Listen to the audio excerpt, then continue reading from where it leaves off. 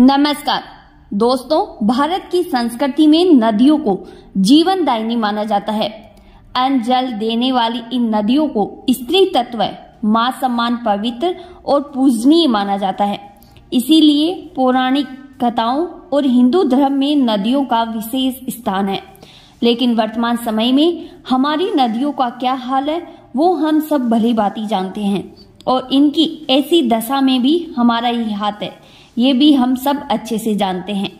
लेकिन आज हम आपको एक ऐसी नदी के बारे में बताएंगे जो भारत की एकमात्र पुरुष नदी है।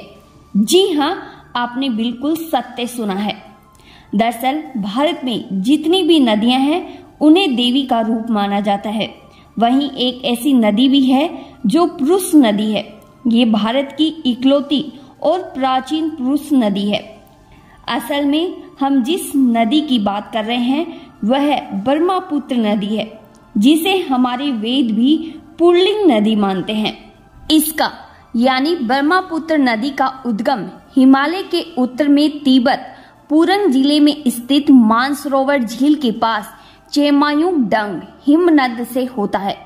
अब इसके पीछे की कहानी भी जान लेते हैं। ब्रह्मपुत्र का शाब्दिक अर्थ है ब्रह्मा का पुत्र। ऐसा माना जाता है कि पौराणिक काल में ऋषि शांतनु की पत्नी अमोद महर्षि ब्रह्मा पर मोहित हो गई थी और उन्होंने विवाह कर लिया। विवाह के पश्चात ब्रह्मा और अमोद को एक पुत्र हुआ जिसने जल का रूप धारण कर लिया था, जिसके बाद इसे कैलाश, गंधमादन, जारूदी और सबवर्तक पर्वतों के ठीक बीच रखा गया। फिर ये ब्रह्मा कुंड के रूप में विकसित हुआ।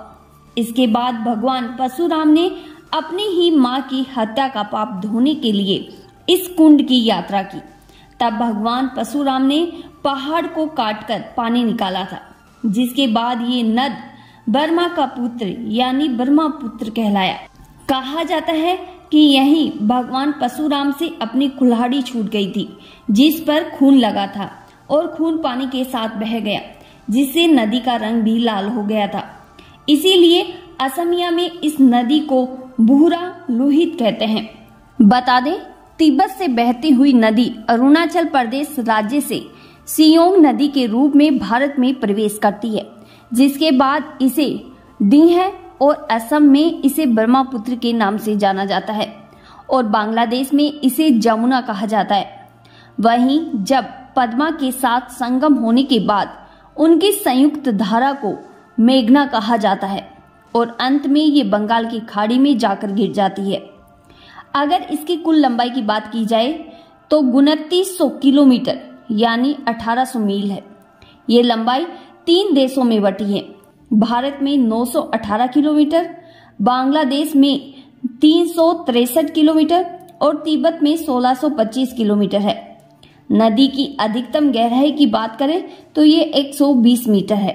अगर इसकी सहायक नदियों की बात की जाए तो इसमें कामेंग, दिबांग, लोहित, धनसिरी, मानस, तीस्ता, सुबनसिरी, सियांग, संकोस, जिलाधल, चंपामती, पंगालदिया, नोहादेहिंग, देबांग, कोपाली, बूरी देहिंग, दिखो जैसी नदियां शामिल है।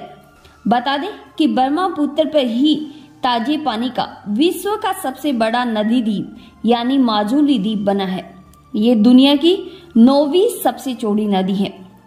ब्रह्मपुत्र नदी को भारत का लाइफलाइन कहा जाए तो इसमें कुछ गलत भी नहीं होगा, क्योंकि ब्रह्मपुत्र एशिया की एक सीमा पर ये यानी ट्रांस बाउंड्री नदी है।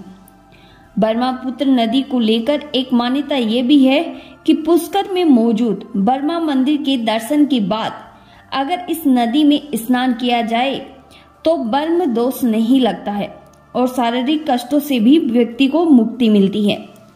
उम्मीद है आपको हमारी जानकारी अच्छी लगी होगी, तो वीडियो को लाइक और चैनल को सब्सक्राइब करना ना भूलें। धन्यवाद।